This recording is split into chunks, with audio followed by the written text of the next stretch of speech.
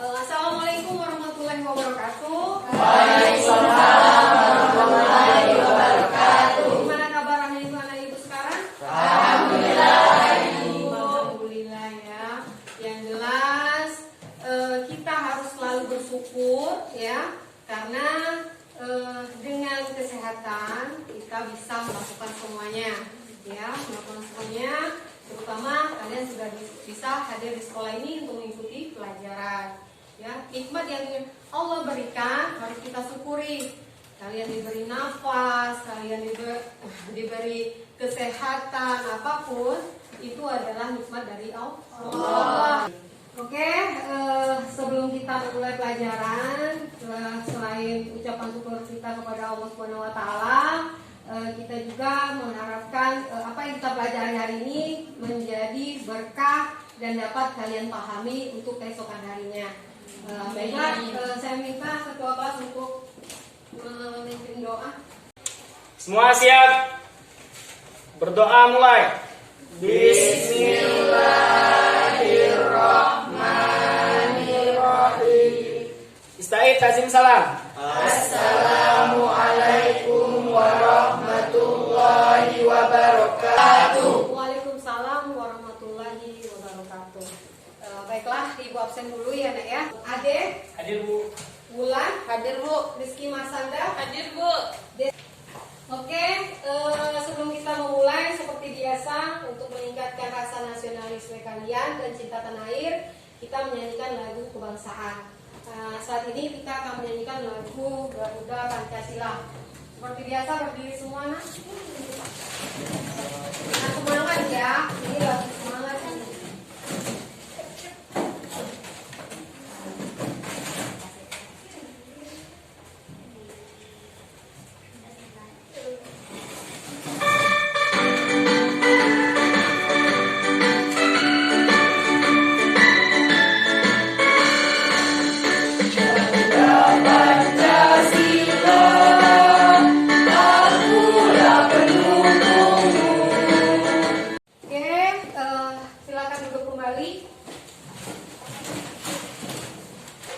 Hari ini materi kita adalah nilai-nilai Pancasila dalam kerangka praktik penyelenggaraan pemerintahan negara. Ya, sebelumnya kita sudah membahas materi ini sebagian di pertemuan pertama.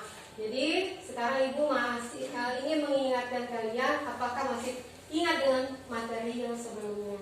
Nah, dari nilai-nilai Pancasila dalam kerangka praktik penyelenggaraan pemerintahan negara, Ibu ingin tanyakan berapa pembagian kekuasaan? Ada berapa? Ya, ada Spira?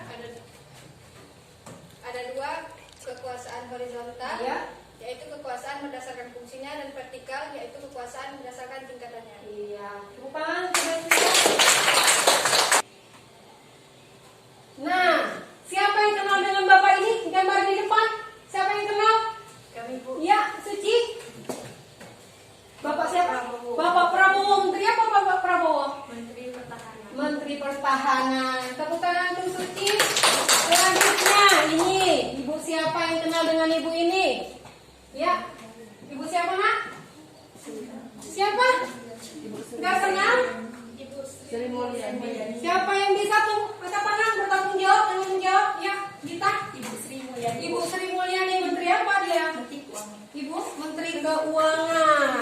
Betul. Selanjutnya ini Bapak siapa? Ini Bapak kita ini, ya.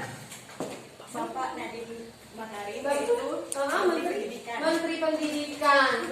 Sekarang kita lihat video ya. Ibu kepingin kalian menyimak dengan benar-benar. Nanti tugas kalian di kelompok untuk membahas hasil dari apa yang kalian tonton tadi, ya. Lihat ini video tentang Kabinet Indonesia.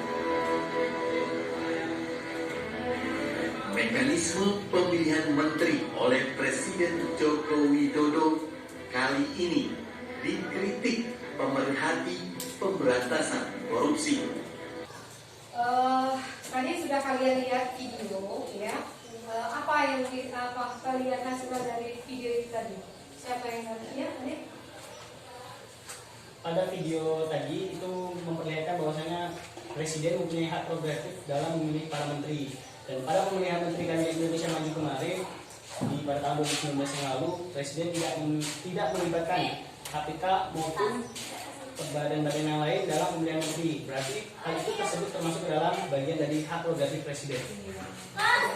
Nah, jadi ya dari video tadi nanti kita melalui kerja kelompok kalian. Itu ibu bagi dulu ya kelompok kalian ya, ibu panggil ya, duduk berdasarkan kelompoknya.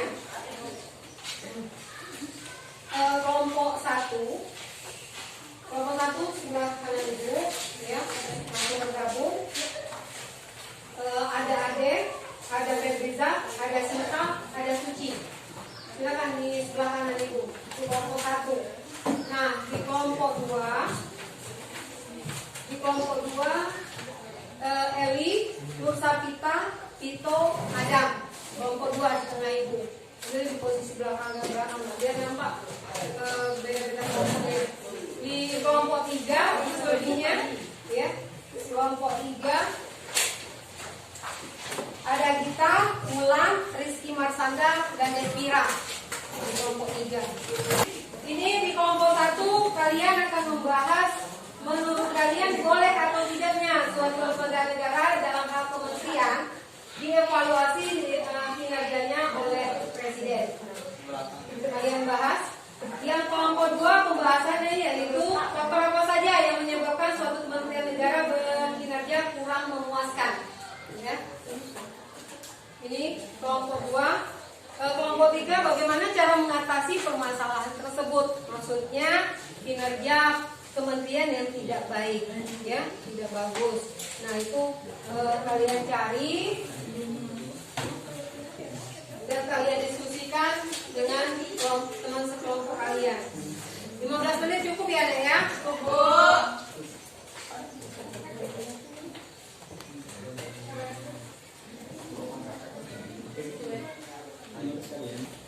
Oke, cukup ya?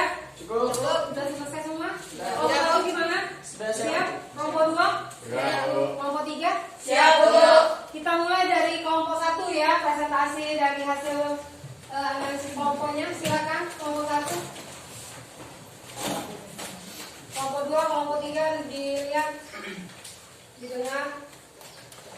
Baiklah, kami dari kelompok 1 membahas mengenai menurut kalian, bolehkah suatu lembaga negara, dalam hal ini Kementerian Negara, dievaluasi atau dinilai kinerjanya oleh Presiden?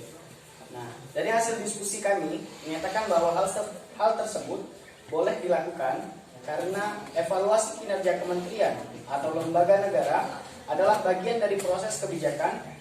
Jadi, boleh dan hal yang wajar ketika sebuah kebijakan dilaksanakan untuk mengevaluasi, karena hal itu merupakan hak prerogatif seorang presiden dan merupakan pemimpin para menteri dalam hal pengambilan kebijakan dalam rangka penyelenggaraan pemerintah yang bertujuan 1. Untuk melihat kementerian yang bekerja dan tidak bekerja atau melakukan kejahatan.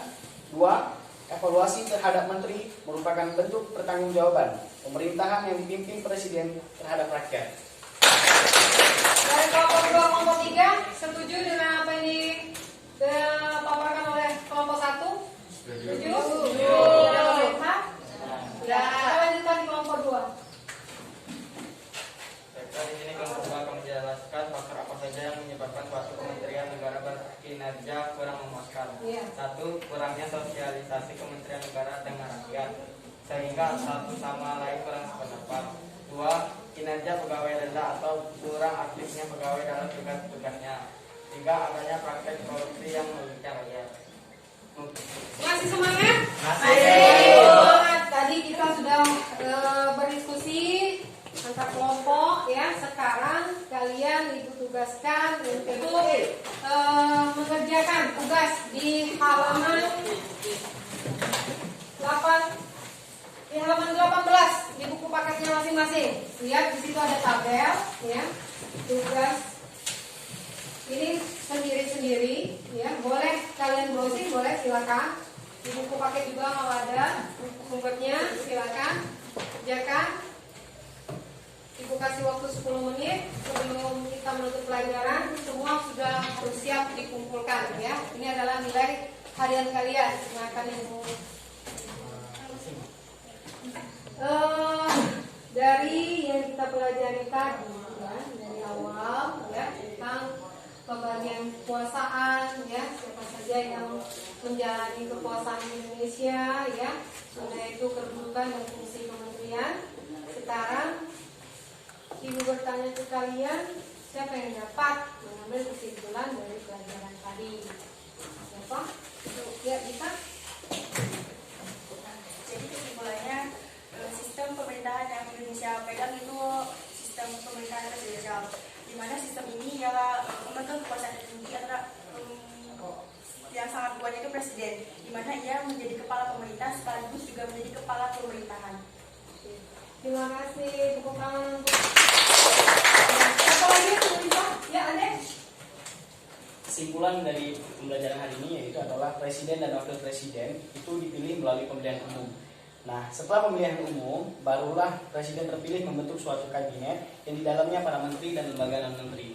Kedudukan dan fungsi lembaga pemerintahan non-menteri adalah yang pertama, lembaga pemerintahan non-kementerian merupakan lembaga negeri yang dibentuk untuk membantu presiden dalam melaksanakan tugas pemerintahan daerah tersebut.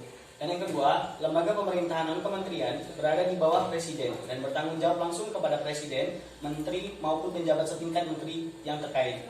Dan yang ketiga, lembaga pemerintahan non-kementerian didirikan dengan tujuan untuk melaksanakan tugas khusus yang didelegasikan kepadanya oleh presiden. Dan yang terakhir, pembentukan dan pembubaran tergantung pada keinginan presiden. Presiden dapat membentuk yang baru ataupun membubarkan yang lain, semata-mata tergantung pada keinginannya saja. Terima kasih. Terima kasih, Ade. Ada lagi?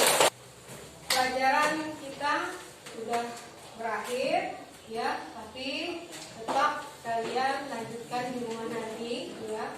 Karena siswa itu tugasnya selalu belajar. Ya, jangan pernah berhenti untuk belajar ya. Jadi untuk pertemuan berikutnya kita akan membahas di bab 2 ya, di bab 2. Jadi kalian bisa baca di rumah sebelum pertemuan kedua, baru nanti kita bahas ya.